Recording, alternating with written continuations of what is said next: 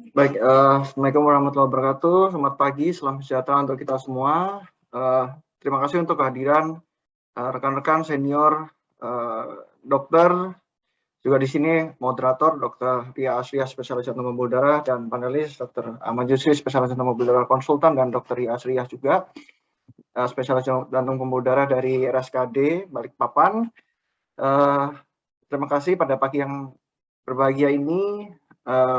Kita kembali sharing, dokter, kepada rekan-rekan semuanya, dan kesempatan yang berbahagia pada pagi hari ini di sesi ke-12, sharing session pada pagi hari ini, kita akan membahas mengenai peripheral artery disease. Oke, sebelumnya saya ingin menyapa dulu dokter-dokter yang hadir. Di sini sudah ada belasan dokter. Semoga Kak dan Bapak Ibu semuanya semoga dalam keadaan yang sehat dan lancar dalam segala pekerjaan maupun segala urusan dalam minggu ini maupun minggu depan juga, dan tetap keluarga dijaga, terjaga kesehatannya, dan sukses selalu. Untuk mempersingkat waktu, kita mungkin mulai. Mohon izin, kita akan mulai presentasi mengenai peripheral artery disease. Saya akan ambil subtopik adalah the neglected fascinating artery. Nah, nanti kita bahas apa yang dimaksud mengenai neglected fascinating artery. Kenapa fascinating artery? Nah, oke. Udah kita mulai. Mohon maaf, bentar, pointer saya belum jalan.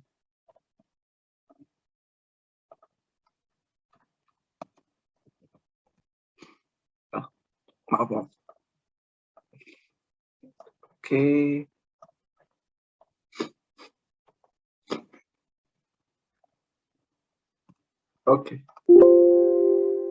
Oke, mulai dari definition dan etiology.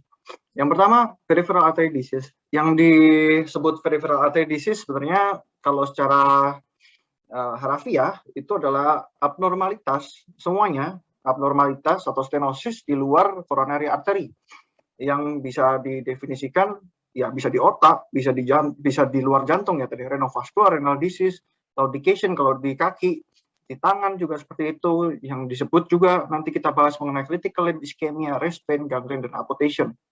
Namun sebenarnya peripheral artery disease secara klinis yang kita bahas nanti adalah oklusi atau adanya stenosis maupun trombus yang ada di mostly di lower extremity, walaupun bisa terjadi di upper extremity juga. Paling sering ada di femoral artery, popliteal artery, tibial anterior, posterior, maupun kalau di upper extremity adalah di right subclavian. Common causesnya adalah thrombosis, dan penyebab yang lain adalah arthritis, aneurysm, dan juga embolism. Ini bisa menjadi kondisi yang akut maupun yang kronis.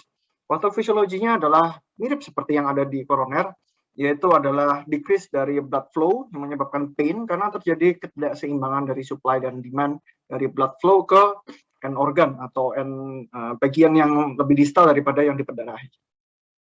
Common site-nya tadi, kalau di kaki paling sering adalah di femoral artery branches-nya, terutama di paha atas, calf, dan kemudian selanjutnya adalah di tibial atau peroneal, dan kemudian adalah di aorta atau iliac, seperti itu.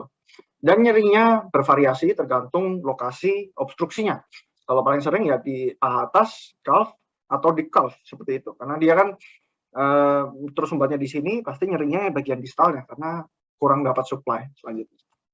Nah, etiologi paling sering tadi adalah atherosclerosis, bisa juga degenerative disease, Marfan, Ehlers-Danlos, neurofibromatosis, acromegaly, dysplastic disorder, vascular, contohnya Takayasu, in situ thrombosis, atau thromboembolism. Ini tahun 2016 di ACCAH. Nah, nanti kita lihat ada penelitian terbaru, apakah utamanya pasti atherosclerosis, dan itu akan mempengaruhi terapi-terapi terkini dan penelitian terkini. Nanti kita bahas di slide selanjutnya, sangat menarik. Nah, karakteristik patientnya paling utamanya pasien memang smoker, diabetes, hypertension, historinya dia hiperkolesterolemia, pasien karakteristiknya di atas usia 50 tahun, age-nya di sekitar 70 tahun lebih sering, atau sebelum 50 tahun tapi dia punya faktor risiko, contohnya diabetes, atau memang punya satu organ yang memang sudah terdeteksi ada atherosclerosis dalam organ tersebut. Nah, symptoms-nya adalah claudication, yaitu nyeri mendadak dan membaik pada saat istirahat, dan kemudian nyeri mendadak waktu aktivitas ya maksudnya. Terus kemudian pulsnya abnormal, dan kemudian biasanya pasien tersebut ada histori dari arteriosklerosis di luar di ekstremitas ya, CHD, carotid thickening, renal artery disease. Risk factor-nya utamanya non-modifiable, sama seperti yang ada di coronary artery disease, male, aging, race, genotype, family history of PAD lebih sering, bisa faktor risikonya lebih tinggi, dan kemudian chronic kidney disease. Kemudian modifiable factors-nya yang perlu kita edukasi juga nanti pada pasien adalah history of smoking, nomor 1, dyslipidemia, DM, hipertensi, sedentary lifestyle, poor diet, dan yang lain. Epidemiologi, lumayan banyak. Ini data tahun lalu sekitar 200 juta worldwide. 6 bulan lalu sudah keluar data yang terbaru 202 juta worldwide. Jadi bukan bertambah tapi bukan berkurang tapi bertambah. Nah, apalagi kalau misalnya kita COVID seperti ini, mungkin insidence-nya bisa jadi bertambah karena banyak pasien sedentary lifestyle, work from home, segala macam. Jadi kurang aktivitas, resiko sedentary lifestyle yang meningkat, dan juga penyakit degeneratif mungkin makin banyak. Dan juga intinya pasien tersebut rata-rata di atas 40-50 tahun. Lebih banyak di usia 70 tahun atau 50 tahun ke atas ya. Dan kebanyakan adalah asimptomatik. Nah, apakah asimptomatik ini aman? Nah, belum tentu. Nah, dan kalau misal sudah terprogres menjadi chronic limb ischemia dalam 1 tahun, biasanya dalam 50 tahun mungkin pasien tersebut masih bisa hidup dengan 2 viable extremities, namun 25%-nya bahkan bisa teramputasi, dan 25% lainnya bisa mortality-nya related to cardiovascular disease yang lain. Nah, ini menjadi concern yang sangat tinggi. Nah, ini ada iceberg phenomenon di mana pasien-pasien tidak tahu kalau pasien tersebut mempunyai PAD, jadi asymptomatic, atau pasien tersebut adalah stable claudication, di mana ini diperkirakan, wah ini normal aging process saja, ini nyeri-nyeri di kaki ini normal, namanya udah usia seperti itu. Padahal sebenarnya berbahaya juga kalau kita biarin. Dan bisa progres kalau lebih buruk lagi menjadi chronic limb ischemia, atau ALI, yang sudden onset acute limb ischemia. Nanti kita bahas. Dan biasanya PAD ini, peripheral artery disease ini coexisting dengan adanya coronary artery disease, hanya 39-40%. Nah, ini bisa terjadi overlap lebih dari sama dengan 2 vascular bed. Peripheral artery disease bisa overlap dengan cerebrovascular dan juga coronary artery disease. Nah, outcome-nya gimana pada pasien? Kalau misal di atas 55 tahun, ada sebuah penelitian, kalau memang dia asimptomatik, ya biasanya kalau ini secara global, orang-orang di atas 55 tahun, ternyata asimptomatik bisa 10% dari 55 tahun, orang 55 tahun ternyata ya memang sudah ada PAD. Kalau memang dia bergejala intermittent claudication, bahkan peripheral outcomes-nya bisa terjadi dari 7% dari 5% itu bisa repeat vascularization atau amputation. Atau bisa worsening bisa menjadi chronic limb ischemia, atau langsung menjadi major amputation. Nah, kalau ini dari 55 tahun tersebut, 1%-nya langsung critical atau chronic critical leg ischemia. Nah, dari 5% ini, selain peripheral vascular outcomes-nya, ada cardiovascular morbidity dan total mortality-nya bisa meningkat juga. Yang disebutkan di sini 20%-nya bisa terjadi non-fatal cardiovascular event, 5 years mortality-nya 30%, sampai mortality-nya oleh karena cardiovascular cause-nya lebih tinggi daripada non-cardiovascular cause. Nah, ini menarik, ada sebuah grafik di mana kita tahu, nanti kita bahas ankle brachial index. Nah, yang disebut abnormal ankle brachial index adalah di bawah 0,9. Nah, kita bisa tahu di sini related ternyata ankle brachial index itu dengan mortalitas. Kalau ankle brachial index-nya kurang dari 0,9, makin kurang, makin rendah ankle brachial index atau perbandingan tekanan darah di kaki dibandingkan tekanan darah di tangan itu makin kecil, ternyata related to mortality atau kematian lebih tinggi. Ini subjeknya lumayan banyak, hampir 50.000 subjek, dan diteliti dari perempuan dan laki sama-sama konsisten ya. Nah, di sini dari registry juga 1 year rates of composite CV death, MI, stroke, dan hospitalization pada pasien dengan PAD. Maaf sebelumnya, ini semuanya penelitian udah lebih dari 68.000 orang. pada pasien dengan PAD ternyata mortality-nya lebih tinggi, surprisingly, daripada CAD atau CVD. Namun tidak bisa dipisahkan karena PAD sendiri 25%-nya dia mempunyai histori dari myocardial infarction, angina, previous stroke, atau TIA. Jadi sebuah concern kalau memang PAD itu sangat berbahaya. Apalagi kita kalau bisa kita simpulkan salah satunya adalah kalau misal PAD ini adalah menandakan bahwa memang pasien tersebut rata-rata mempunyai penyakit vaskular, contohnya penyakit arteri di tempat yang lain, bisa arteri koroner, bisa stroke, dan renovaskular atau yang lain. Ini sebagai salah satu penanda yang penting. Jadi tidak bisa kita sepelekan aja walaupun masih asimptomatik atau intermittent saja. Ini yang fascinating ya, sangat menarik. Ini juga setelah dilakukan terapi, ternyata 1 year outcome-nya overall subsequent hospitalization dan mortality-nya juga menurun kalau memang dilakukan revascularization. Nah, ini konsisten dengan penelitian bahwa memang ini salah satu prediktor kematian yang perlu kita perhatikan kalau misal kita tidak melakukan tata laksana dengan baik dan tidak kita temukan PID pada pasien atau kita tidak concern terhadap hal tersebut, bisa jadi rate of mortality dan morbidity pada pasien meningkat. Oke, patofisiologinya utamanya adalah proses aterosklerosis. Yang kita tahu proses aterosklerosis mulai dari adanya pembuluh darah yang normal, baik itu pembuluh darah arteri di manapun, di jantung, di renovaskular, di otak maupun di limb. Nanti ada tumpukan fatty streak. Fatty streak itu adalah oxidized LDL atau glycated LDL yang masuk ke dalam subintima. Ada migrasi dari smooth muscle cell ke subintima yang tadi termodifikasi juga LDL-nya dimakan oleh makrofag, terjadi penebalan, terjadi fibrous plaque segala macam. Nah, kalau misalnya tadi ini fibrous plaque-nya tambah tebal dan mengurangi flow dari arteri, bisa terjadi claudication atau effort angina atau renovascular disease seiring berjalannya usia. Nah, sewaktu-waktu terjadi event rupture atau trombosis yang kita tahu di mana-mana terjadi masalah ya. Kalau di jantung bisa terjadi unstable angina, MI, coronary death, stroke. Nah, yang kita bahas adalah critical limb ischemia kalau memang terjadi oklusi total. Seperti itu. Clinical manifestasinya bisa asimptomatik maupun simptomatik dan bisa tipikal atau atipikal. Nah, ini bisa terjadi asimptomatik tadi, typical intermittent claudication atau nyeri yang ya jarang-jarang atau tidak terus-menerus nyeri, dan kemudian critical limb ischemia di mana sudah terjadi nyeri pada saat istirahat pun, ulceration, necrosis atau gangren di mana terjadi oklusi total, terjadi perfusi ke jaringan juga buruk karena tidak ada saluran makanan ke dalam organ tersebut, atau terjadi secara akut, yaitu acute limb ischemia. Nah, typical simptomnya kalau kita bicara tentang peripheral artery disease adalah claudication, intermittent claudication, yaitu adalah nyeri di kaki pada saat berjalan dan menyebabkan pasien tersebut sampai berhenti berjalan dan membaik dalam waktu 10 menit. Nah, ini mirip-mirip dengan angina pada jantung ya. Nah, kalau angina ya pada saat aktivitas tambah nyeri dadanya, kemudian istirahat dalam 10 menit, sekitar 10 menit membaik nyeri dadanya, apalagi dengan nitrogliserin, nah itu membaik. Ini kalau misal ini tidak dengan nitrogliserin, dengan istirahat dia membaik. Nah, dengan gejala yang tipikal, ada juga gejala yang atipikal. Kadang-kadang bisa nyerinya tidak hanya pada calf atau pada tungkai bawah ini, nah tidak menyebabkan pasien tersebut harus berhenti saat berjalan dan tidak membaik dalam 10 menit. Nah, ini lebih banyak ternyata yang atypical symptoms-nya.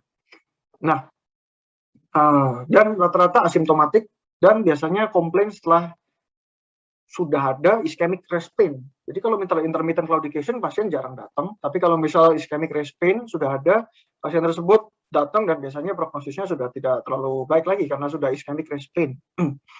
Nah, selain itu gejala yang kadang-kadang kita tidak perhatikan adalah nyeri atau rasa-rasa terbakar, dingin atau paresthesia seperti kesemutan seperti itu yang menyebabkan sampai kesulitan tidur, paresthesia atau tebal kebas seperti itu, dan juga makin memberat kalau misal kaki tersebut diangkat ya, di elevation atau lebih tinggi daripada batang tubuh itu yang diangkat, dikasih bantal, dikasih ganjel seperti itu. Kalau lebih nyeri, nah itu tanda-tanda mungkin PID. Nah, kalau misal prosesnya jalan terus, bisa terjadi skin discoloration, ya perfusi ke tisu, ke kulit juga buruk, tidak ada rambut, hairless skin, sampai terjadi total occlusion, bisa terjadi gangren seperti ini. Nah, manifestasi yang lain yang berat adalah critical limb ischemia. Ini most severe forms, 1% dari PAD patient, dan bayangkan pasien tersebut terjadi chronic condition dalam waktu lebih dari 2 minggu, bisa terjadi gangren atau ulcer dari both legs, dan juga pastinya ada ischemic chest pain, dan resikonya tinggi untuk amputasi. Yang lain adalah selain kronik, kondisi kronik adalah kondisi akut, di mana ada acute limb ischemia. Ini adalah sudden occlusion dari arteri yang bisa disebabkan oleh karena embolism atau trombus. Biasanya terjadi kurang dari 24 jam, bahkan terjadi 24 jam sampai 2 minggu ya. Nah, ini adalah sebuah emergency kalau acute limb ischemia dan butuh immediate definitive treatment dan butuh revascularization dari dalam waktu 6 jam untuk mengurangi permanent damage. Bahkan mortality-nya bisa tinggi, 30 day, 15-20%, dan risiko amputasinya juga tinggi, 10-30%. Nah, kalau akut, gejala yang akut gimana? Yang klasik adalah 6P, mungkin kita ingat sedikit waktu preklinik adalah pain, pallor, pain, nyeri, pallor, dia pucat, ya, pulselessness, tidak ada pulse, tidak ada nadi, paresthesia, kebas-kebas, paralisis atau susah digerakkan, kakinya bahkan dingin ya, poikilotermia. Ini gejala yang klasik clinical presentation dari ALS. Nah, kita bicarakan sedikit mengenai perbedaan antara lesi arteri dan vena. Vena kita udah bahas sekitar 3 minggu yang lalu. Kita bahas versus dari arteri. Nah, bagaimana kalau misal resi pada arteri? Ternyata dia dengan digantungkan kakinya, ini dependent atau dia tergantung dengan pasien tersebut, kakinya digantungkan. Kalau digantungkan ke bawah, biasanya berkurang sakitnya. Kalau diangkat kakinya ke atas, makin sakit. Beda dengan vena. Kalau vena digantungkan ke bawah, makin sakit karena dia membuat edema makin banyak. Karena vena di sini ada katupnya jelek di sini, klepnya kurang bagus, ada trombosis mungkin di sini, makin banyak vena yang stasis di sini, bahkan menyebabkan edemanya makin berat dan makin nyeri. Dan diangkat kakinya, mengurangi swelling dan makin enak membaik pasiennya. Dan pain-nya sharp, worse as night. Kalau misalnya arteri bisa sampai terbangun pasiennya tersebut dan harus menggantungkan kakinya. Yang klasik tadi intermittent claudication yang disebabkan karena tadi supply demand imbalance dan aktivitas semakin memperberat sakitnya. Nah, kalau ini makin berdiri makin lama, berdiri saja sudah makin sakit, atau digantungkan kakinya makin sakit, dan di elevating berkurang sakitnya. Biasanya kalau arteri cool to the touch, jadi dia dingin karena pulsasinya kurang, perfusinya kurang, jadi thin, dry, scary skin, hairless, dan toenail-nya jadi thick ya, tebal. Kalau misal vena dia masih hangat ya, atau brownish color. Pulse-nya very poor kalau arteri, kalau misal vena biasanya typically normal. Edema tidak sering kalau misal arteri, kalau misal vena dia sering dan biasanya worse atau memberatnya pada end of the day. Lesionnya atau ulkusnya utamanya di top of the feet, dorsum, dan malleolus. Ulkusnya dia sedikit drainasenya, bisa necrotic bleed atau bleed juga punch out. Nanti kita bisa lihat gambarnya. Dan lokasinya tadi ini, end of the toes, top of the feet, dorsum, dan malleolus. Ini yang khas. Kalau di vena, dia biasanya di sini, di medial parts of lower leg atau di medial ankle region. Dan biasanya dia bengkak, ada granulasi dan dangkal ya, kalau ini dalam, kan arteri sama. Nah, ini kalau misal vena dia ada di sini, kalau arteri dia di malleolus, di anterior skin, dorsum pedis, dan juga underhill atau over the toes. Ini arterial ulcer, punch out, seperti ini. Dan kalau venous ulcer biasanya basah dan dia discoloration-nya lebih ke gelap ya, seperti itu. Diagnosisnya utamanya adalah anamnesis, pemeriksaan fisik, dan pemeriksaan penunjang pastinya. Jangan lupa juga diidentifikasikan risk factor dari pasien tersebut. Nah, dari anamnesisnya kita harus mengevaluasi sign dan symptoms-nya dari other atherosclerosis di organ-organ yang lain, contohnya di coronary, cerebrovascular, dan renal. Dan kita bisa pikirkan kalau misal ada slow healing wound, claudication, intermittent claudication, apalagi kalau ischemic chest pain, dan juga gejala-gejala yang tidak khas tadi seperti kesemutan, burning sensation. Nah, kita bisa pikirkan mungkin ini pasien bukan tipikal, kita bisa judge, wah pasien tersebut DM nih, karena kalau pasien tersebut punya DM, ya ternyata mungkin DM-nya bukan hanya truly neuropathy, tapi juga mungkin udah ada kelainan dari arterinya, atau PID. Nah, non-invasive examination paling utama adalah melakukan inspeksi, palpasi, perfusi tadi. Nah, seperti ini kita inspeksi, ada discoloration dan juga rasanya dingin pada kaki tersebut, discoloration seperti ini, dan juga ulcerasi, akan ada necrosis yang kita bisa lihat, atau luka yang tidak sembuh. Nah, ini artery pulse examination di dorsalis pedis, popliteal artery, posterior tibial, maupun di femoral. Dan kita bisa klasifikasikan dengan Rutherford atau Fontaine classification. Kalau memang dia simptomatik ya grade 0, claudication mild grade 1, moderate, dan severe masih grade 1. Kemudian kalau ischemic chest pain sudah grade 2, kalau ulcerasi atau gangrene sudah grade 4 nih Rutherford. Nah, pemeriksaan penunjang yang lain adalah paling utama adalah ankle and toe brachial index, bisa juga segmental pressure measurements, dan yang lain-lain. Kita bahas satu-satu. Yang pertama adalah menggunakan ankle brachial index. Yang kita bisa tahu adalah perbedaan dari, kita bisa itu perbedaan antara selisih, perbandingan antara tekanan darah di calf, di ankle ini dibandingkan dengan di tangan, seperti itu. Kita bisa ukur 2 kali minimal dalam 10 menit kalau misal dia diambil nilai yang paling tinggi. Nah, kalau misal dia higher right arm pressure, higher right ankle pressure, mohon maaf, yang sebelah kiri, sebelah kanan ini dibandingkan dengan yang sebelah kanan. Yang sebelah kiri dibandingkan sebelah kiri. Kalau memang dia di bawah 0,9, nah ini sudah terjadi obstruksi dan definitif ini anggap PID seperti itu. Dan ini tentunya menggunakan sphygmomanometer dan juga Doppler ya. Nah, ini contohnya, ini kalau right ABI ini 80 dibandingkan, ini mohon maaf ini 150 harusnya. 80 per 150 ya udah kurang dari 0,9. Yang sebelah kiri 120 dibandingkan dengan 160 seperti itu. Ini sistoliknya ya. Ini posterior tibialis atau dorsalis pedis. Nah, ini kita pilih yang paling tinggi. Nah, ini kalau misal di bawah 0,9, nah ini udah bermasalah. Oke. Dan rekomendasinya dapat diberikan dapat dilakukan pada pasien kalau misal dia eksepsional, udah ada nyeri pada saat pasien tersebut berjalan, makin nyeri dan juga wound atau luka yang tidak membaik, usia di atas 65 tahun atau 50 tahun dengan diabetes atau smoking. Dan dapat early screening ini dapat mengurangi mortality dan morbidity of vascular disease such as MI, stroke, dan leg amputation. Imaging paling penting adalah gold standardnya adalah angiografi. Walaupun sebelum melakukan angiografi kita bisa pikirkan pemeriksaan duplex ultrasound seperti itu, atau CT angio sekarang yang less invasif seperti itu. Kadang-kadang tapi sulitnya kalau CT angio harus memikirkan creatinine level pada pasien kalau memang tinggi. Mungkin tidak bisa dilakukan ya.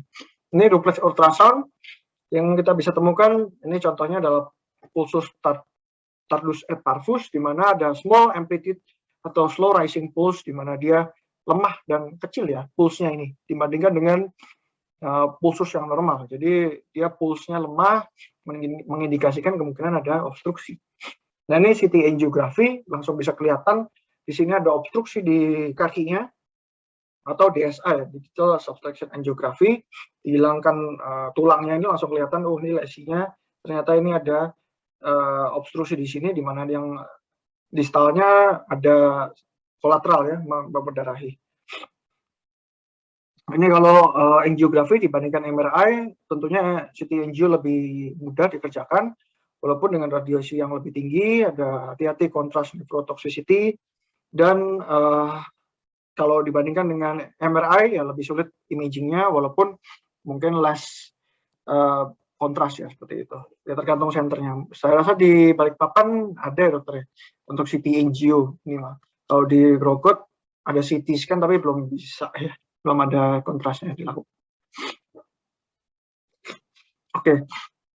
Untuk diagnostic testing tadi, kalau misal dengan history dan physical examination-nya kemungkinan dia PAD, ya langsung kita bisa pikirkan pengukuran ankle brachial index. Kalau normal, ya kita bisa pikirkan exercise ankle brachial index. Jadi pada waktu dilakukan pemeriksaan pada saat pasien tersebut exercise, jadi mirip seperti treadmill test pada pasien jantung. Cek kalau memang dia ada penurunan dari tekanan darah atau ya tekanan pada saat dia exercise, ankle brachial index. Kalau abnormal sudah pasti pengobatan. Kalau dia non-compressible arteries atau dia stiff arterinya, dapat dipikirkan pemeriksaan toe brachial index. Kalau misal dia di bawah 0,7, kemungkinan dia ya abnormal. Sudah pasti dia adalah PAD. Kalau normal, kita bisa pikirkan alternatif diagnosis.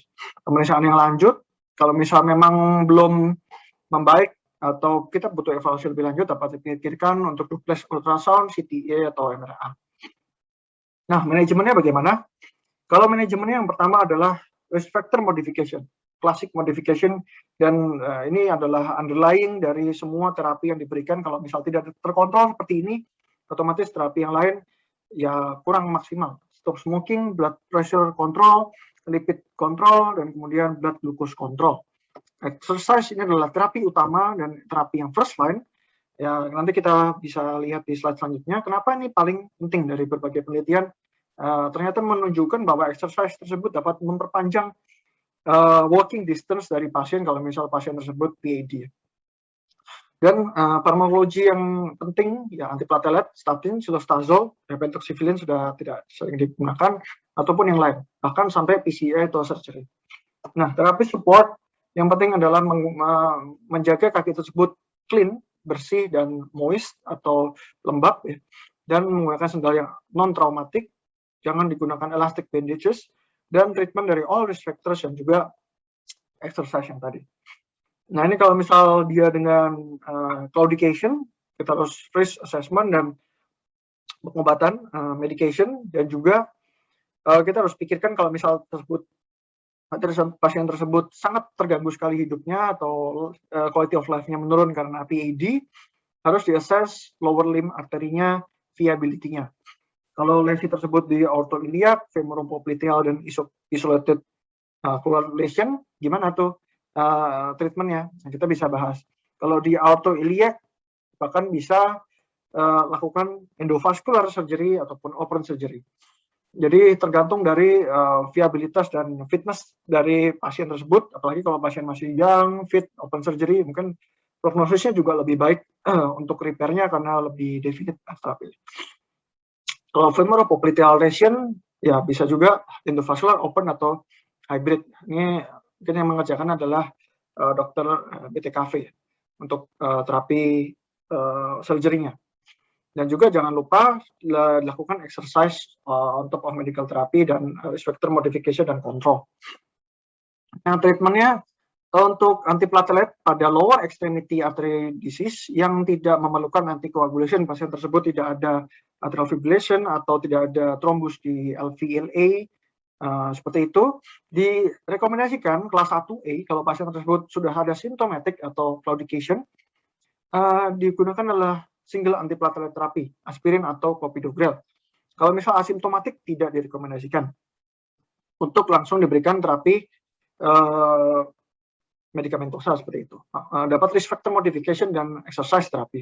Kalau pasien tersebut menjalankan revascularization, butuh perkutan, kalau misal secara perkutaneous bisa DAPT, aspirin clopidogrel, selama 1 bulan, kemudian single antiplatelet terapi selanjutnya. Kalau surgery bisa aspirin atau clopidogrel kelas 2B atau VKA ya, oral antikoagulan kelas 2B, seperti itu. Nah, pharmacological terapinya aspirin, clopidogrel ini dan silostazol paling seringnya. Ini hati-hati, silostazol tidak dapat diberikan pada heart failure dengan stage berapapun, stage NIHA 1 sampai 4, karena dapat mengurangi fungsional kapasitas kelas juga pada pasien dan memperburuk heart failure-nya. dan dosisnya kalau misal menggunakan CCB, pasien tersebut dapat dikurangi menjadi 50 mg 2 kali sehari.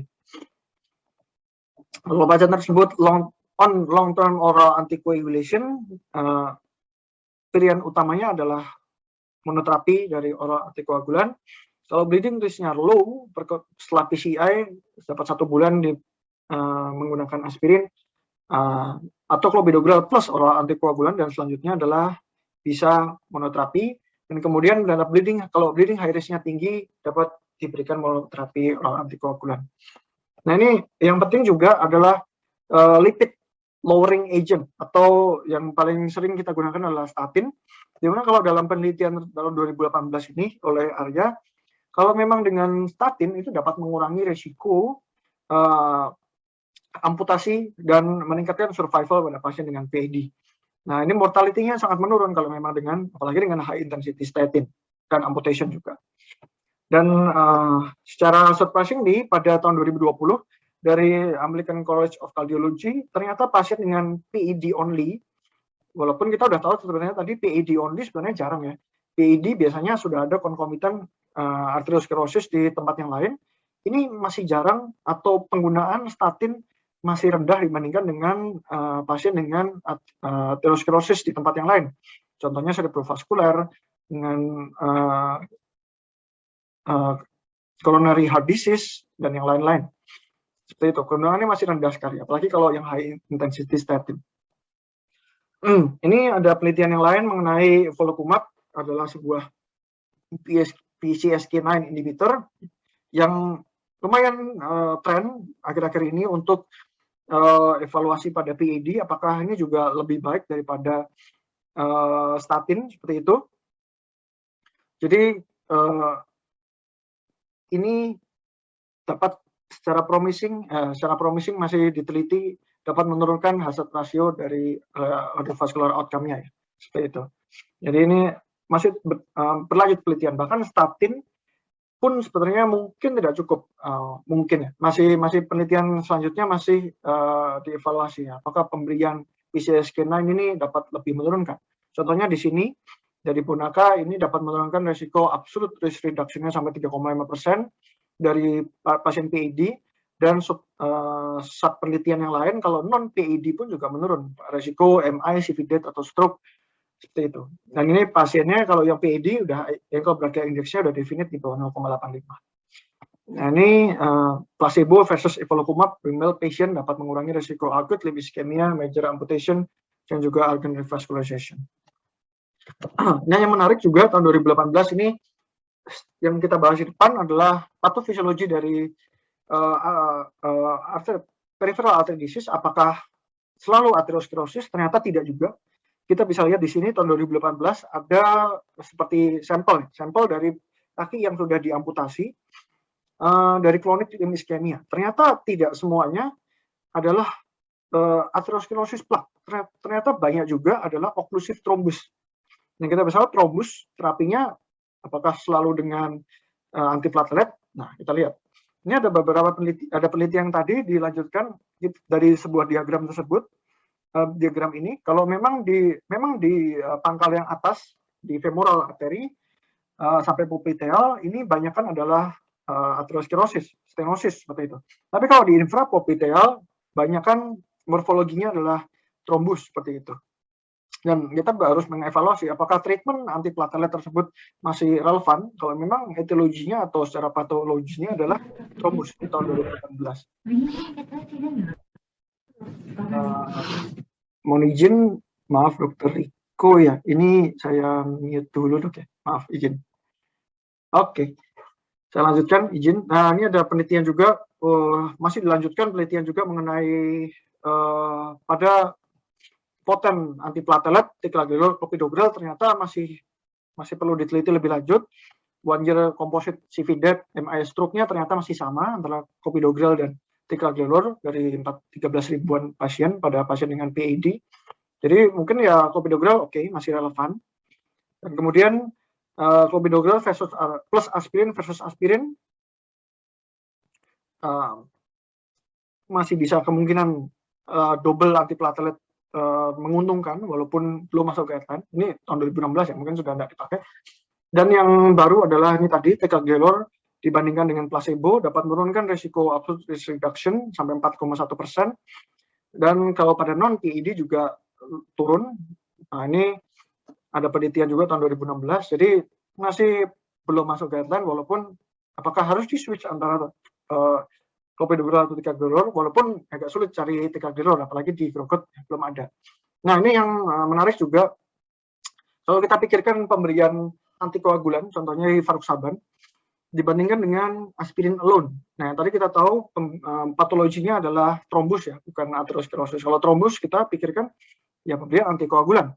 Kalau pemberian antikoagulan ternyata plus aspirin ternyata lebih menurunkan risiko dari cardiovascular disease pada pasien dengan stable atherosclerotic vascular disease. Nah, kita bisa lihat dari subgroup yang PAD ternyata juga konsisten, rivaroxaban plus aspirin dibandingkan dengan aspirin alone menurunkan risiko cardiovascular outcome, primary outcome-nya, death, CV death, MI, stroke, seperti itu.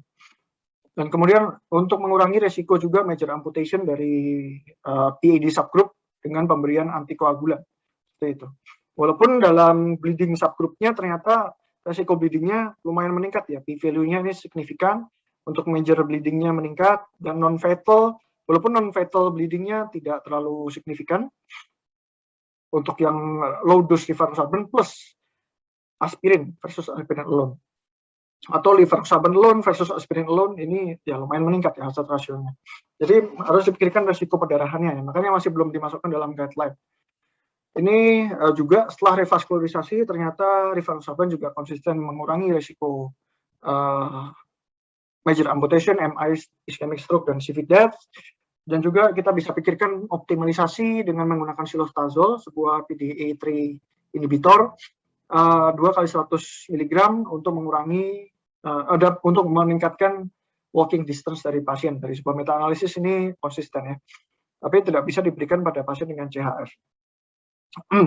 Nah, ini supervised exercise therapy, duration-nya 30-60 menit, 3 kali sampai 5 kali seminggu, menggunakan treadmill atau track walking 3-6 bulan, dan targetnya adalah 100-150% improvement dari walking distance. Ini mekanismenya, potensial mekanismenya, jadi bisa meningkatkan kolateral dan improve hemorrhage, increase nitrous oxide, dan better walking biomekanik segala macam, dibandingkan dengan optimal medical treatment alone. Exercise ini sangat tinggi perbedaannya untuk walking distance-nya.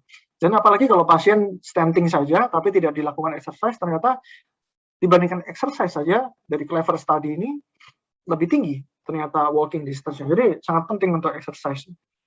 Cardiovascular rehab ternyata sangat penting. Mungkin belum menjadi fokus kita, apalagi di Kalimantan, di Balikpapan, dan juga di Grogot, apalagi ini belum menjadi fokus. Sedangkan ini adalah terapi yang sangat penting untuk memperbaiki functional capacity dan meningkatkan kualitas hidup pasien. Dibandingkan dengan juga hanya exercise, dibandingkan exercise plus endovascular revascularization, ternyata pasien dengan dilakukan revaskularisasi lebih tinggi, plus dengan stanting dan juga supervised exercise, walking distance-nya selama 6 bulan bermakna lebih jauh dibandingkan dengan yang hanya supervised exercise. Ini di luar negeri juga sistemnya bagus, jadi sudah di cover oleh seperti dalam tanda kutip BPJS-nya di Amerika. Kalau di Indonesia ya masih belum ya. Ini moga-moga harapannya ke depan bagus sistem kesehatan kita. Nah, untuk trombolitik gimana? Kalau trombolitik dapat diberikan opsinya dengan kateter directed thrombolysis, jadi bukan secara IV aja, tapi lewat kateter, dan utamanya pada kasus acute limb ischemia. Bypass atau PCI dapat dipikirkan kalau tidak respon dengan atau minimal respon dengan exercise, pharmacology, dan severe symptoms atau quality of life-nya nggak bagus ya. Ini dapat digunakan PCI atau bypass. Ini revascularization, contohnya pada pasien 68 tahun, acute ischemia dengan chronic renal failure, ini occlusion, dan kemudian ini occlusion sini sampai sini, kemudian dilakukan TPA atau dilakukan trombolisis intravaskular menggunakan catheter directed thrombolysis, kemudian dipasang stent, kemudian hasilnya baik ya. Ini bypass surgery, bisa iliofemoral bypass, femoral bypass, atau femoropopliteal bypass. Ini BTKV, TS BTKV yang mengajak. Ini harapannya setelah stenting akan bagus flow-nya, atau bypass ya langsung flow-nya ke distalnya bagus juga. Nah, kita masuk bahasan terakhir mengenai critical limb ischemia atau chronic limb threatening ischemia. Kalau ini adalah sudah nyeri pada saat rest, sudah insufisiensi ya. Ischemic rest pain ulcer. Ini tekanan darahnya, ankle-nya di bawah 70, toe di bawah 50. Ini outcome-nya juga kurang bagus. Dalam 1 tahun, kalau misal pasien dengan critical limb ischemia, mungkin masih dapat bertahan dengan 2 kaki 45%, bahkan bisa, jadi 25%-nya bisa resolve, tapi ya bisa continue terus CLI. Ya. Bahkan amputasi, mortality-nya juga lumayan tinggi, seperti itu.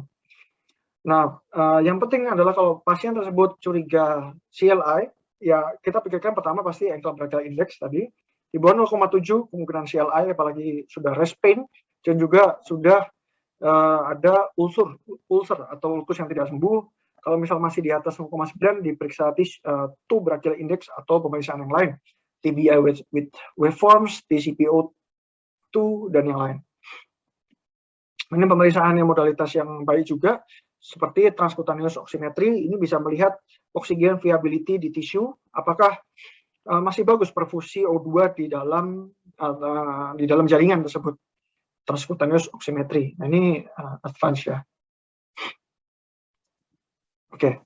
Kalau manajemennya gimana? Kalau misal chronic limb threatening ischemia, langsung pain control, risk factor management, wound care, antibiotik kalau perlu, drainase dari septic food, dan imaging. Kalau misal masih bisa melakukan revascularisasi, ya kita pikirkan endovascular first.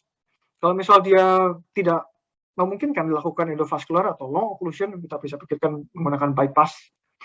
Kalau misal dia endovascular dan sukses, kita pikirkan wound care, maintenance revascularisasi, dan manajemen risk factors. Dan hati-hati kalau misal dia failure atau redo, atau dia sulit sekali lesinya, ya mungkin lakukan bypass. Kalau misal failure, ya mau nggak mau mungkin kita pikirkan apakah perlu diamputasi atau tidak. Seperti itu harus didiskusikan dengan PS. Ya. Oke, manajemen dari chronic limb chronic limb threatening ischemia, CLTI, adalah early recognition yang tadi, dan early revascularization. Selain itu juga assessment dari risk control, dan juga optimal dari glycemic control, seperti itu. Kalau acute limb ischemia, tadi disebutkan terjadi sudden occlusion kurang dari 24 jam, walaupun bisa subacute 24 jam sampai 2 minggu, yang menyebabkan nyeri yang mendadak pada pasien, menyebabkan 6P yang tadi, dan kita bisa klasifikasikan menggunakan Rutherford classification. Kalau misal dia, paling penting adalah menggunakan Doppler signal. Kalau dia arterinya sudah sulit terdengar, mungkin sudah masuk kelas 2, atau limb threatening. Kalau dia sudah tidak terdengar semuanya, Doppler signalnya inaudible, arteri dan venanya mungkin sudah limb irreversible atau damage, major tissue loss, atau permanent nerve damage yang tidak bisa dihindari. Ini kalau kelas 1 ya masih bagus-bagus semuanya, sensory loss-nya tidak ada, masalah krisisnya nggak ada. Nah, ini sekarang kita harus pikirkan ini emboli apa trombotik, seperti itu. Emboli ada, walaupun sebenarnya treatmentnya mirip-mirip ya. Yang utamanya kalau emboli ya biasanya pasien ada aritmia, atau dia ada cardiac history, sudden onset, dan lebih severe daripada yang trombotik, seperti itu. Nah, algoritmenya kalau masih kelas 1 tadi, viable limb, audible arteri dan venanya dapat lakukan urgent revascularization. Dan kalau misal dia inaudible yang arterinya, audible vena, dapat kita pikirkan langsung di emergency revascularization, harus segera. Dan hati-hati kita pikirkan kalau kita tunda dapat mengancam limb tersebut. Kalau yang irreversible, ya primary consideration-nya adalah amputation, karena sudah tidak dapat diselamatkan lagi mungkin kakinya, seperti itu. Nah, ini utamanya pemberiannya adalah heparinisasi dan pain management. dan revaskularisasi kalau misal tadi Rutherford kelas 1 dengan sebelumnya dilakukan initial workup, Doppler ultrasound, CT angiography atau DSA. Kalau variable with neurological deficit dapat kita pikirkan urgent atau emergency revascularization dengan endoterapi, endovascular terapi ataupun surgery. Kalau misal irreversible ya udah tadi amputation. Oke, hati-hati juga compartment syndrome pada pasien setelah revaskularisasi. Kalau trombolisis dipikirkan adalah catheter based trombolisis ya, bukan langsung secara IV. Antikoagulannya adalah heparin dengan dosis 100 sampai 200 unit per kilogram berat badan, bolus dilanjutkan hingga 15 sampai 30 unit per kilo per jam. Atau kalau perlu sekali adalah 300 unit per kilo bolus dilanjutkan dengan 60 sampai 70 unit per kilo per jam dengan continuous infusion dengan target APTT adalah 1,5 sampai 2,5.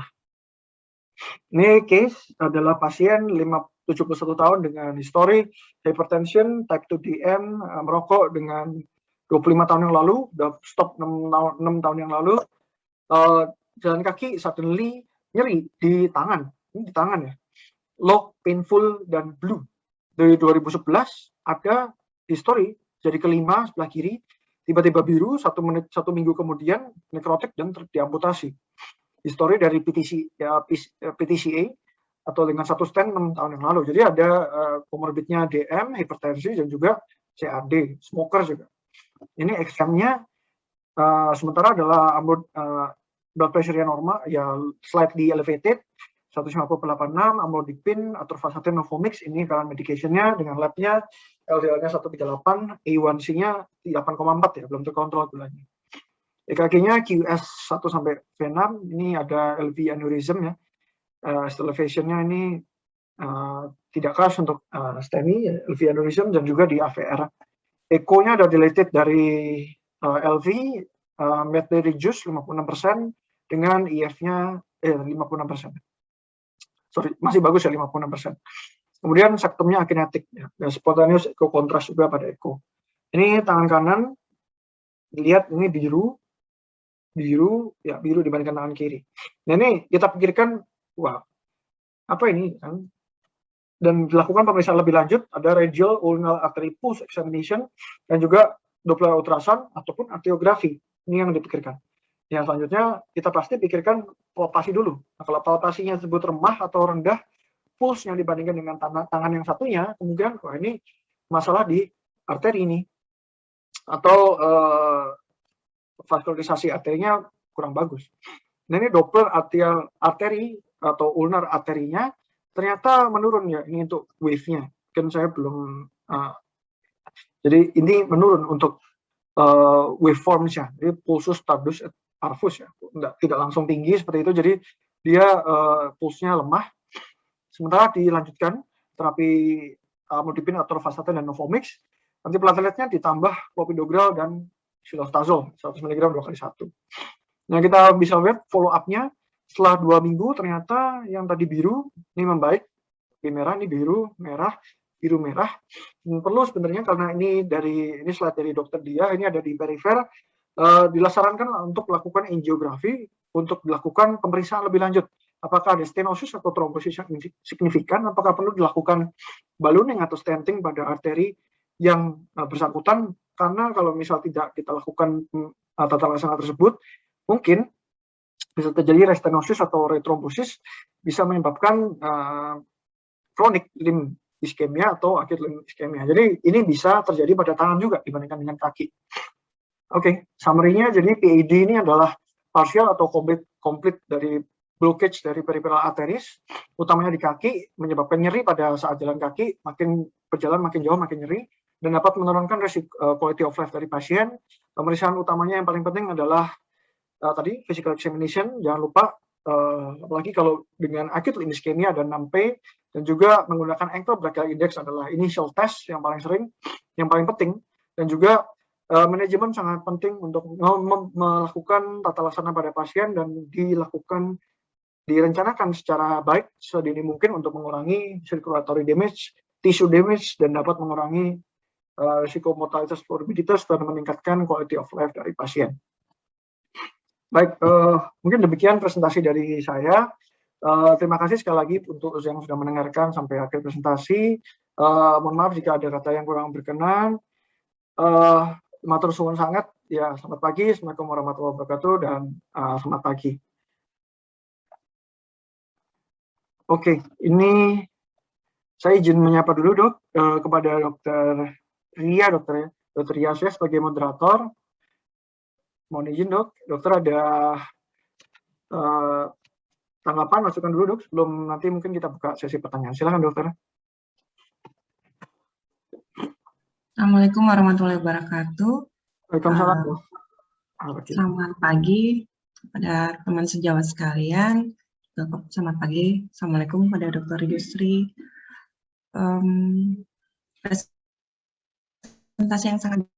Jadi pagi ini kita mengingat kembali mengenai PAD. Jadi PAD itu ada dua, setting akut atau kronik. Jadi pada setting akut kita harus memikirkan limb salvage. Jadi jangan sampai jatuh kepada status ekstremitasnya sudah tidak dapat kita selamatkan, harus diamputasi. Jadi tugas kita adalah sedini mungkin mengenali tanda-tanda dari acute limb ischemia ini, ada 6P. Jadi kalau teman-teman dapat kasus ekstremitasnya ada pain, pulseless, pallor, terus parestesi, polikilotermia, itu kemungkinan dia adalah suatu acute limb ischemia. Tata caranya, kalau yang seperti ini, nanti kita bisa lihat stadiumnya. Stadiumnya ini, ada yang 1A, 2B. Kalau misalnya tidak teraba sama sekali pulsnya, berarti mungkin dia sudah 2 ke atas. Jadi kalau teman-teman, misalnya dia kaki ya, kaki. Yang paling sering kan biasanya kaki. Kakinya pucat, kesakitan, dan misalnya kita bisa raba pulsnya, mungkin dia masih stadium 1. Tapi kalau misalnya dia tidak teraba, kemungkinan besar dia stadium 2. Ini yang secepatnya kalau bisa kita berikan heparin. Tadi sudah diberitahu dosisnya. Saya tidak tahu dokter Christopher ngambil dari mana. Setahu saya masih pegang yang 80 unit, dolusnya yang diikuti 18 sampai 18 unit. Ini ngambil dari sini ya dok ya, dari Gerhard ini ya, dari ACCAH ya. Iya dok, mungkin nanti kita sesuaikan di guideline yang 80 sama 18. Mungkin ini yang terbaru ya dok ya, saya tidak tahu, tapi kalau saya biasanya bolusnya masih 80 unit per kilogram berat badan, terus kita langsung, jadi misalnya beratnya 60, 80 kali 6, misalnya males ngitung langsung 5.000 unit bolus, kecuali kalau orangnya gendut ya, orangnya besar badannya kita sesuaikan, terus kita bolus dripnya lanjut 18 unit per kilogram berat badan. Tapi yang mungkin jadi perhatian adalah monitoring APTT. Karena seringkali kita berikan heparin tapi target APTT tidak tercapai. Ini target APTT-nya harus tercapai. Kalau kami biasanya 6 jam post bolus pertama kita harus sudah cek APTT-nya. Kalau misalnya tidak naik APTT-nya, kita naikkan. Kalau belum sampai 1,5, biasanya dibolus ulang, dibolus setengah dari dosis awal, terus dinaikkan sliding, jadi naik 2, naik 4. Di slide yang kemarin ada dokter punya, yang slide yang emboli COVID itu. PTI dok ya?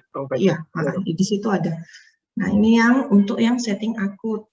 Terus yang kedua, kalau seandainya memang dia sudah unviable, ya pilihannya adalah amputasi mau tidak mau, karena biasanya kalau luas sekali daerah yang rusak organnya diikuti dengan sepsis. Seringkali pasien-pasien yang dengan acute limb ischemia tidak mau diamputasi, meninggalnya adalah karena sepsis, biasanya seperti itu. Beda kalau misalnya dia yang kronik. Terus yang satunya adalah setting kronik. Setting kronik ini yang tadi dokter awal-awal ceritakan. Itu yang menarik adalah kita bisa melakukan exercise yang pasiennya dilatih untuk jalan kaki, nanti dia bisa membaik. Kalau kita jarang di poli jantung dapat yang kronik ya dok ya, karena biasanya pasiennya ke poli lain untuk nyeri kakinya. Biasanya ke ortopedi atau ke polirematologi, karena keluhannya kalau claudicatio itu masih jarang yang memikirkan kalau itu adalah sebenarnya adalah peripheral arterial disease. Nah, kalau untuk peripheral arterial disease yang kronik ini, kita punya tools yang sangat sederhana sebenarnya, yaitu arterial brachial index. Teman-teman yang di Grogol terutama yang bertugas di puskesmas, kalau misalnya ada yang nyeri kaki, pasien dengan faktor resiko yang sudah disebutkan tadi, teman-teman bisa mengukur arterial brachial index. Ini yang masih jarang sekali kita lakukan. Bahkan kami di poli jantung pun jarang melakukan arterial brachial index karena terus terang memang pasiennya jarang, keluhan dengan nyeri kaki itu jarang. Nah, arterial brachial index ini bisa teman-teman ukur kalau misalnya dia kurang dari 0,9 berarti kemungkinan dia ada PAD. Dan kita kan punya obat-obatnya di puskesmas seperti statin sama aspirin, saya rasa ada, boleh diberikan itu. Untuk pemeriksaan yang lebih lanjut bisa dirujuk karena kalau duplex ultrasound sama CTA itu kita bisa lakukan. Saya rasa itu dulu dari saya, mungkin kita dengarkan tambahan dari panelis kita, Dr. Yusri, atau ada pertanyaan dari teman-teman, saya kembalikan lagi pada Dr. Chris. Oke, terima kasih Dokter Ria untuk masukannya dok. Saya coba nanti cek lagi dok tentang dosis heparin dok, untuk yang ahli dok ya. Terima kasih untuk masukannya yang lain juga dokter, yang sangat mencerahkan untuk kita.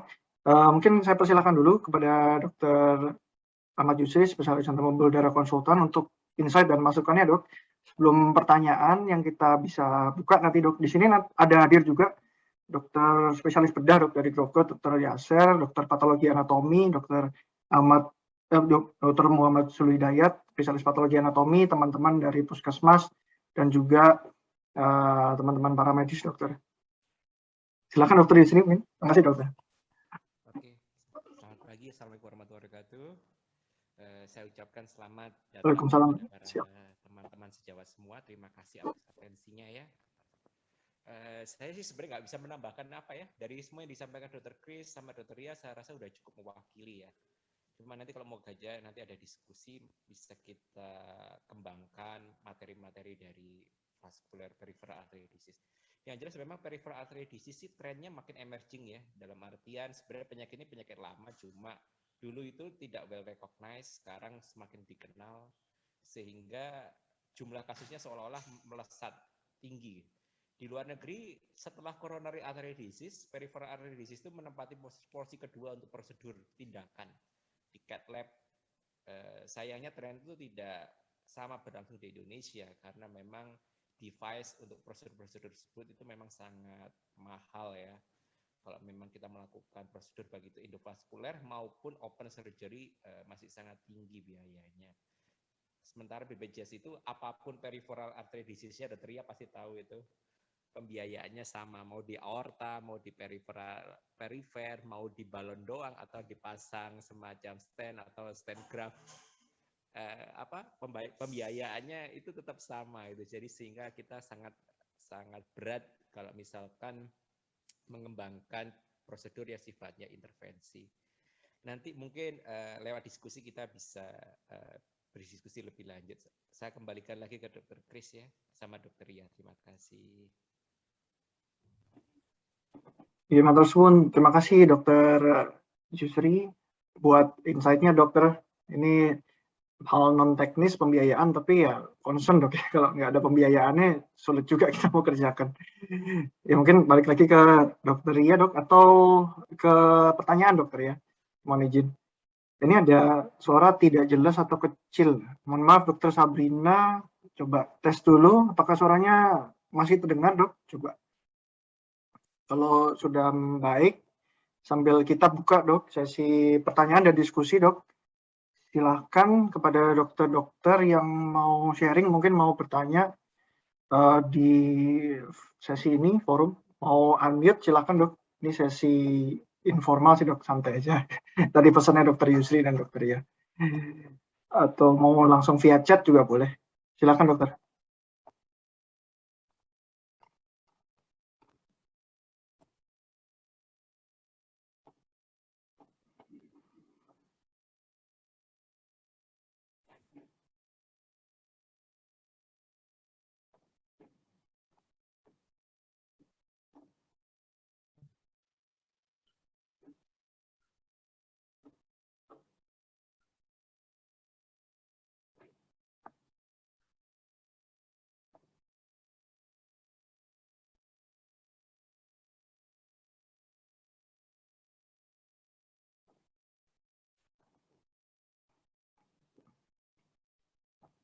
Belum ada pertanyaan mungkin ya dok ya. Mungkin dari dokter Betul. Kris mau bertanya atau? Oh ya boleh dok, saya mau tanya dok. Ya. Mohon izin dok, saya masih mungkin ini untuk diskusi juga dok ya. Kemarin kan kita bahas 2 kasus yang berbeda dok, antara arteri dan vena dok ya, lesinya di arteri dan vena. Tadi kita juga sudah bahas kalau memang dari Rutherford classification, kalau sudah kena vena artinya ya udah kena yang Rutherford kelas 4 mungkin yang sudah arah gitu, yang sudah non misalnya non reversible atau limb irreversible. Nah, kalau memang ternyata pada pasien tersebut ada dua-duanya nih dok, ada DVT dan juga ada PAD dok. Maksudnya pada pasien tersebut apakah memungkinkan itu bisa terjadi? Nah itu yang pertama dok, kalau misal pasien tersebut ada DVT-nya, ada PI-nya, ada PAD-nya dok. Dan terapinya lebih optimalisasi yang mana dok kita pikirkan untuk DVT-nya atau PI-nya? Sedangkan tadi kita bahas ada beberapa penelitian ternyata bisa digabungkan antara pemberian antikoagulan dan juga pemberian antiplatelet, walaupun risiko pendarahannya meningkat dok. Nah itu mana duluan nih dok? Mana ayam mana telur, atau kita fokusnya kemana dok? Apakah arteri dulu karena arteri ini sifatnya untuk vaskularisasi atau bagaimana dokter? Mungkin mohon masukannya dokter. Terima kasih. Terima kasih Dokter Kris. Ini pertanyaan yang menarik ya, bagus sekali pertanyaannya. Jadi kadang gitu kita misalnya nggak tahu ini yang kena vena atau arteri gitu kan. Kita kiranya dia suatu apa namanya DVT, suatu PAD. Pas di Doppler hasil kesimpulannya bukan PAD, tapi yang tersumbat adalah venanya gitu. Sebenarnya kan terapinya sama. Kalau misalnya dia stadiumnya masih di atas 2, kan stadiumnya sama, masih heparinisasi, jadi masih bisa kita berikan. Yang menarik adalah ada yang namanya kompartemen sindrom. Jadi kita harus ingat kompartemen sindrom. Saya pernah ada pasien, dia itu rujukan dari rumah sakit swasta di Balikpapan juga, curiga PAD COVID, pasien COVID. Terus kita rawat di tempat kita, di Doppler hasilnya bukan PAD, bukan acute limb ischemia, ternyata hasilnya adalah DVT. Hasilnya DVT, sumbatannya di vena. Tapi pulsnya juga yang arteri tidak keraba. Kenapa? Ternyata pasiennya jatuh pada sindrom kompartemen. Oh. Jadi kita harus belajar ulang mengenai sindrom kompartemen.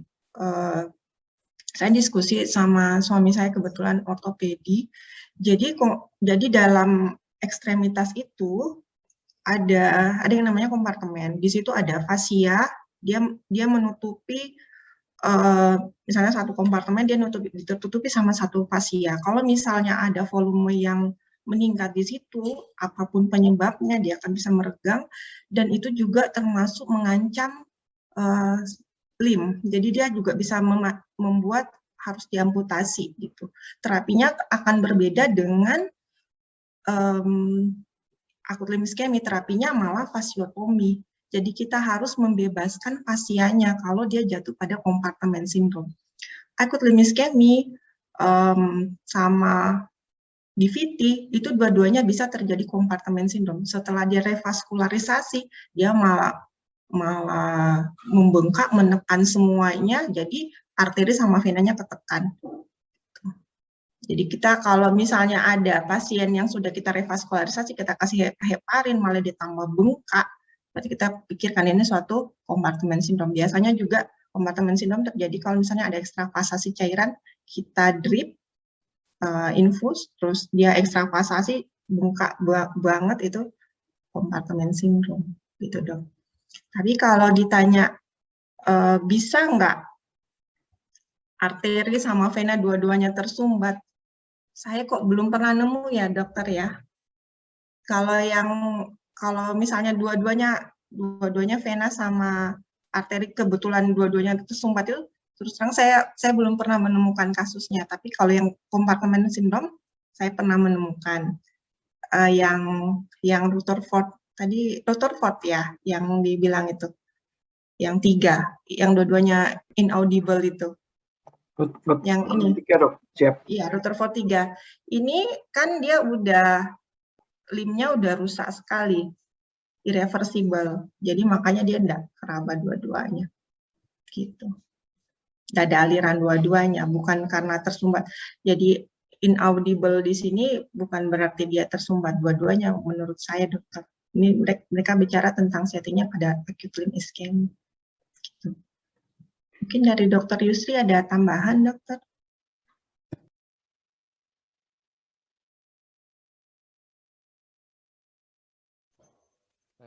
Makasih dokter Ria.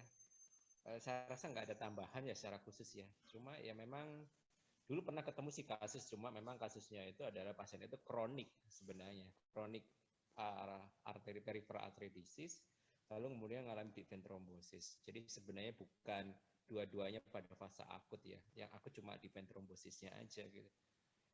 Terutama pada orang-orang yang dengan kecenderungan udah punya metabolic disease seperti diabetik, terus kemudian sudah tidak aktif, jarang bergerak, immobilized, lalu kemudian pasiennya tiba-tiba dapat kayak penyakit kayak malignancy gitu, kemudian mengalami deep vein thrombosis. Tapi sebenarnya ya memang ya kalau kasusnya udah kronik memang agak susah, challenging karena irreversibilitasnya relatif besar. Cuma memang kalau peripheral artery disease dengan klinis yang kronis itu biasanya sudah mengalami revaskularisasi yang sifatnya natural, yaitu terbentuk semacam kolateral. Jadi misalkan vessel utamanya tersumbat total, dia memiliki beberapa aliran kolateral. Jadi misalkan pada arteri femoralis eksterna misalkan sudah mengalami total occlusion, kita masih bisa kadang-kadang merasakan nadi di dorsalis pedis atau tibialis posterior. Jadi itu merupakan suatu kompensasi dari vessel-vessel yang lain untuk memberikan revaskularisasi semacam kolateral ke distal vessel yang mengalami sumbatan. Ya memang salah satu tips and triknya kalau kita mengevaluasi apakah pasien itu secara perfusi severity-nya selain dengan ABI score ya, itu teman-teman juga paling gampang ya tentunya meraba itu ekstremitasnya selalu yang paling distal dulu, baru kita naik ke arah proksimal. Jadi kalau peripheral artery disease biasanya kita diagnosis yang paling ujung dulu, dorsalis pedis atau tibialis posteriornya teraba atau tidak, teraba lemah atau tidak. Ya. Kalau itunya kuat, relatif yang atasnya bagus walaupun tidak selalu seperti itu. Gitu. Tapi cuma paling enggak menyingkirkan emergensi. Misalkan kita curiga ya, oh ini ada peripheral artery disease gitu. Karena ujung-ujungnya kakinya biru misalkan. Tapi kita raba, oh dorsalis pedisnya masih teraba kuat, tibialis posteriornya masih ada kuat.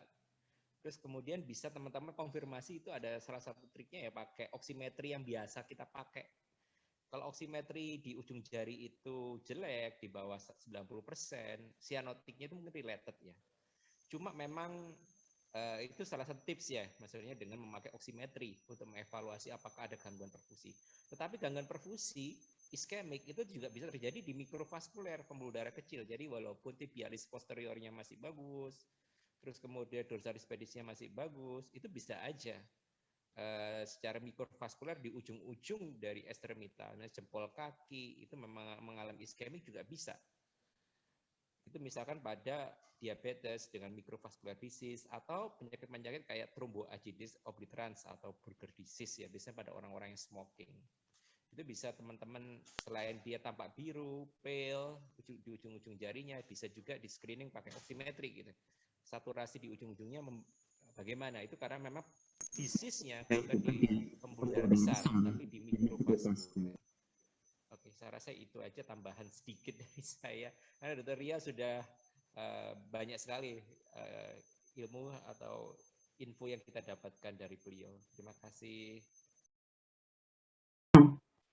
Terima kasih banyak Dokter Yusri dok buat masukannya dokter dan tanggapannya dok. Menarik dokter. Jadi mungkin saya simpulkan dikit tadi kalau screening buat DVT dan PAD tidak bisa dipisahkan dok ya. Jadi kalau pasien datang dengan leg pain, ya tetap kita pikirkan risk factor-nya pada pasien. Kalau misal pasien tersebut ada malignancy atau sedentary lifestyle atau imobilisasi, mungkin mengarah ke DVT. Tapi kalau memang ada CAD atau concomitant arteria disease, mungkin PAD. Tapi yang paling penting dengan pemeriksaan fisik, kita bisa pikirkan dengan ankle brachial index, toe brachial index, oximetry. Sebelum itu juga perabahan arteri, dorsalis pedis, tibialis posterior, dan lain-lain. Dan juga mungkin kalau bisa order pemeriksaan di dimer mungkin untuk menyingkirkan walaupun tidak spesifik untuk PAD, walaupun kalau misalnya PAD, apakah kalau PAD, nah ini juga pertanyaan dok, kalau PAD apakah pas murni PAD tanpa DVT, apakah di dimer itu bisa mengeksklud DVT gitu dok? Itu mungkin pertanyaan lanjut. Karena kalau misal kita di dimernya normal kan mungkin dari algoritma DVT kan, oh ini bisa di-exclude gitu, kita tidak pikirkan DVT seperti itu. Dan juga nomor itu pertanyaan satu dok, boleh satu lagi, apakah pemberian vasodilator seperti nitrat seperti itu atau CCB, bahkan ya mungkin kalau patofisiologinya beda dok ya, kalau terapi anti anginal yang baru kan ranolazin, seperti trimetazidin, tapi kan itu kan di jantung dok. Kalau misal yang klasikal seperti CCB atau nitrat seperti itu berefek nggak sih dok kalau di pada peripheral artery disease? Kita kan bicaranya tentang arteri, sama seperti mirip seperti arteri di jantung seperti itu. Mungkin boleh izin ada masukan dan tanggapannya dokter? Terima kasih ya dok. Kalau di dimer itu tidak kita periksakan pada acute limb ischemia ya dok ya. Jadi di dimer itu kita periksakan pada DVT. Jadi kalau dokter mau dibikin diagnosa eksklusi, misalnya dia positif, dia adalah di dimernya tinggi gitu, berarti dia DVT. Saya rasa kita tidak bisa gunakan itu. Kita kembali ke klinis sebenarnya. Karena untuk yang akut limb ischemia sama apa namanya DVT itu beda sekali. Kalau yang akut limb ischemia, kita kalau pegang dari awal aja kita pegang, dia akan teraba dingin. Sementara kalau DVT lebih sering dia teraba hangat. Karena yang satu pooling di arteri, jadi DVT itu adalah dia sumbatan di vena, dia berarti dia ada bendungan di vena. Kalau yang PAD dia tersumbat di arterinya. Jadi kalau tersumbat di arterinya berarti tidak ada aliran darah ke bawah, dia akan teraba dingin, terus nggak ada nadi. Kalau yang DVT kita susah meraba, mungkin kalau bengkak pasiennya kesakitan gitu. Tapi yang dari yang lain-lain kita bisa lihat yang pulseless, pallor, paresthesia paralysis, terus teraba dingin, poikilotermi, itu adalah acute limb ischemia. Kalau DVT dia beda sama yang pemeriksaan yang lain. Menurut saya seperti itu untuk yang di dimer. Yang kedua, untuk yang CCB atau yang apa namanya obat-obat yang dilator, saya belum menemukan kalau dia efektif pada PAD dokter, karena mungkin beda ya, kalau arterinya dengan koroner itu mungkin sedikit berbeda. Mungkin dokter Yusri ada tambahan dok atau koreksi mungkin dari yang saya sampaikan tadi? Monggo dok, silakan. Ya, saya cuma menambahkan dari Dokter Ria aja. Jadi memang benar sih yang disampaikan beliau. D-dimer itu adalah fibrin degradation, salah satu part dari bagian dari fibrin degradation gitu. Jadi kalau ada cascade dari koagulasi, baru itu terjadi peningkatan ya, kadar D-dimernya meningkat. Sementara kalau di peripheral artery disease itu mix kombinasi karena aterosklerosis, jadi plaknya menebal sehingga lumennya menyempit. Lalu kemudian ada proses agregasi platelet. Di situ mungkin bisa karena plak rupture atau karena proses stasis karena stenosisnya. Jadi beda sama deep vein thrombosis. Deep vein thrombosis tidak perlu pembuluh darahnya mengalami penyempitan, vena cenderung malah menggelembung, cenderung aneurismatik atau cenderung kayak mengalami semacam varises ya. Lalu itu biasanya karena fungsi pompanya memang sudah problem, lalu kemudian dinding veselnya udah melemah, dia seperti itu. Sehingga kalau pada vena yang terjadi adalah koagulasi, peningkatan koagulasi, sehingga kita bisa salah satu end produknya adalah peningkatan D-dimer gitu. Sehingga D-dimer itu memiliki, jadi gini, kalau orang itu terjadi deep vein thrombosisnya sifatnya akut, itu pastilah menurut saya itu D-dimer itu pasti naik. Tetapi nggak bisa dibalik, kalau D-dimer naik pasti DVT gitu. Jadi nggak bisa. Jadi D-dimer naik itu bisa karena multifaktorial ya, dan itu sifatnya bisa sistemik di seluruh tubuh bisa terjadi. Tetapi kalau orang itu mengalami DVT, itu pasti D-dimer naik. Tapi logikanya nggak bisa dibalik. Kalau D-dimer naik, apakah terjadi DVT? Tidak bisa. Cuma memang itu salah satu faktor resiko untuk koagulasi yang meningkat. Lalu vasodilator, memang vasodilator kayak nitrat dulu pernah dipakai tapi nggak terlalu optimal ya untuk peripheral artery disease gitu. Yang sering dipakai itu tadi yang udah disebutkan adalah obat-obat klasik sebenarnya, pentoxifilin ya, Dokter Ria mungkin dulu pernah pakai ya, xanthin derivat. Jadi xanthin derivat dia endingnya juga push diestrase, nitric oxide juga naik. Demikian juga dengan si silostazol ya, juga push diestrase inhibitor juga gitu. Sehingga nitric oxide juga naik. Jadi biasanya memang yang cenderung dipakai itu pentoxifilin, tapi sekarang itu dulu mereknya apa ya? Trental ya nggak salah. Saking jarangnya dipakai. Kita lebih cenderung pakai kletaal ya, silostazol ya, yang memang lebih banyak di pasaran, di mana obat ini punya efek sebagai indirect antiplatelet, juga punya efek sebagai vasodilator di arteri. Sehingga bisa kita harapkan walking distance, kemampuan exercise dari pasien, atau quality of life, lalu simptom itu akan bisa turun. Jadi sebenarnya sih ini ya memang obat-obat kayak nitrat, CCB tidak populer dipakai untuk treatment peripheral artery disease seperti yang disampaikan Dr. Ria tadi. Oke, terima kasih. Sedikit tambahan dari saya. Mungkin yang lain, teman-teman sejawat yang lain mau menambahkan pengalamannya, silahkan. Terima kasih. Siap, terima kasih banyak Dokter Ria dan Dokter Yusri buat tanggapannya dok. Wah, berharga sekali ilmu buat saya dok. Masih belum banyak pengalaman saya di PAD juga dok. Mungkin saya buka lagi sesi pertanyaan dok. Kalau ada yang sudah ada pertanyaan kepada moderator dan panelis, silakan rekan-rekan.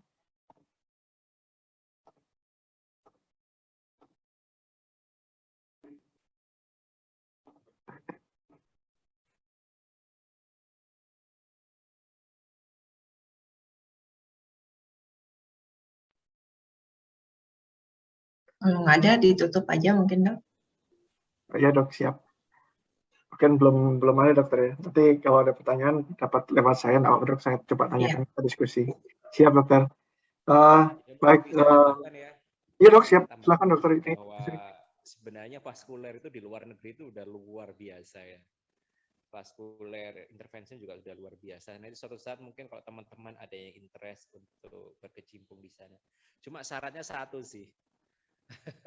Pemerintah itu harus memberikan perhatian dalam artian ya misalkan ada prosedur yang device-nya 100 juta, masa dikasih cuma 20-30 juta gitu. Mungkin ke depan kalau misalkan bahkan istilahnya BPJS itu memberikan support yang bagus, atau ada device dengan kualitas bagus dengan harga yang murah. Mungkin suatu saat seperti itu ya. Mungkin suatu saat peripheral artery disease akan sangat berkembang karena ahlinya masih sedikit sekali gitu. Ahlinya masih sedikit, sebenarnya kasusnya juga sangat banyak dan sebenarnya quality life juga cukup sangat terganggu. Ya mungkin nanti Dr. Chris memperdalam vaskuler, ya monggo kersa silahkan. Gitu aja. Amin, Terima kasih. Yang saya tambahkan. Siap, terima kasih banyak Dr. Yusri untuk ini update kondisi ya peripheral vaskuler di Indonesia ya. Memang masih disparitasnya sangat jauh daripada luar negeri, Dok. Kita berharap makin tahun makin baik, dan ya apalagi di Kalimantan ini masih jarang, Dok, ya, untuk kasus seperti fokus pemerintah di sini. Jadi untuk itu kita semoga kedepannya makin berkembang dan saya bisa lebih bermanfaat, Dok, apalagi di Tanah Grogol dan sekitarnya, di sekitar sini. Oke. Mungkin kalau misal belum ada pertanyaan, kita mohon izin saya tutup, Dr. Ria, untuk presentasi pada pagi hari ini. Mungkin kita bertemu di pertemuan selanjutnya. Terima kasih sekali lagi untuk kesempatan dan waktunya yang luar biasa, Dr. Ria Sri, spesialis jantung pembuluh darah, dan Dr. Yusri, spesialis jantung pembuluh darah konsultan, dan juga rekan-rekan Bapak Ibu semua yang hadir pada pagi hari ini, senior dan dokter. Mohon izin saya tutup dengan mengucapkan Assalamualaikum warahmatullahi wabarakatuh, selamat pagi, Om Swastiastu, Namo Buddhaya, dan salam kebajikan, dan sehat selalu semuanya. Sampai jumpa di lain kesempatan. Selamat pagi.